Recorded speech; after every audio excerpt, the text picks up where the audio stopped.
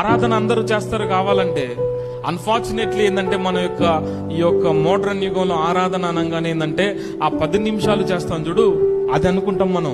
ఆ 10 నిమిషాలు మనం చేతులు ఎత్తి కళ్ళు మూసుకొని దేవునికి ప్రార్థన చేసేటప్పుడు మనం పాడతాం కదా పాట, మనం ఏడుస్తాం కదా, అది ఆరాధన అనుకుంటాం. కాదు, ఆరాధన అంటే ఏంటంటే దేవుడు నా జీవితంలో చేసిన పనికి, దేవుడు నా కొరకు ప్రాణం అర్పించాడు కదా, నా కొరకు ఇన్ని చేశాడు కదా, ఆయన చూపిన అత్యంతమైన ఆ కృపకి నేను బానిసనై ఆ కృతజ్ఞతతో నేను ఏదైతే చేస్తానో అది ఆరాధన.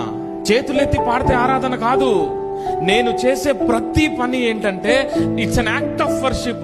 దేవునికి నేను చేస్తున్న ఆరాధన ఎందుకు ఎలా వస్తుందంటే, నువ్వు అది మనసులో పెట్టుకొని, అరే నేను పాపినే, నేను చనిపోయిన వాడినే, నేను యొక్క పాతాళ లోకంలో ఉన్నటువంటి వాడినైతే దేవుడు తన ప్రేమను చూపించి, తన కృపను నాకు చూపించి, ఆయన చేర్చుకొని, ఇంత పాపినైనా నన్ను క్షమించి, నన్ను ఆయన బండ మీద నిలబెట్టి, నువ్వు నా కుమారుడవు, నువ్వు నా కుమార్తెవు, ఆయన నన్ను అభిషేకించి నన్ను ఇంత ఉంచాడే, దీనికి కృతజ్ఞతగా, దీనికి ప్రతిఫలంగా నేను ఏదైతే చేస్తానో అది ఆరాధన, యాక్ట్ ఆఫ్ వర్షిప్.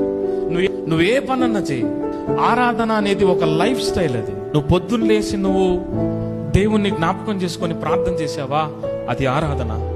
నువ్వు పొద్దున్న లేచి నువ్వు టీ తాగేటప్పుడు దేవా నువ్వు ఇంత చేసావని ఆలోచించావా, అది ఆరాధన. నువ్వు పనికి వెళ్ళినప్పుడు దేవా నువ్వు నా కృప చూపేవా అనుకున్నావా, అది ఆరాధన. నువ్వు చేసే ప్రతి పనిలో దేవునికి నమ్మకంగా చేయగలిగితే అది ఆరాధన. ఇది వెల చెల్లించవలసి వస్తుంది కొన్నిసార్లు. ఆదివారమే నీకు పని పడుతుంది, పునరుద్ధాన దినమున ప్రభువుని ఆరాధించాలనుకుంటావు, ఒక మంచి పని పడుతుంది. రోజు ఇచ్చేదానికంటే కూడా నీకు 3 అంతలు ఎక్కువ ఇస్తా అంటాడు. మనసు ఏమనిపిస్తుంది, వెళ్ళిపోవాలనిపిస్తుంది. నువ్వు ప్రతి ఆదివారం రా, నీకు ఇంత ఇస్తా అంటాడు, వెళ్ళిపోతాం. ఎందుకు? మంచిగా డబ్బులు వస్తున్నాయి. వెళ్ళ చెల్లించాలి. దానెంతటి కంటే ముఖ్యంగా నేను నా దేవుని ఆరాధన చేయాలి. మర్చిపోకు, నువ్వు పొందిన ప్రతిదీ, నేను పొందిన ప్రతిదీ దేవుడిచ్చిన కృపాభిక్షయే.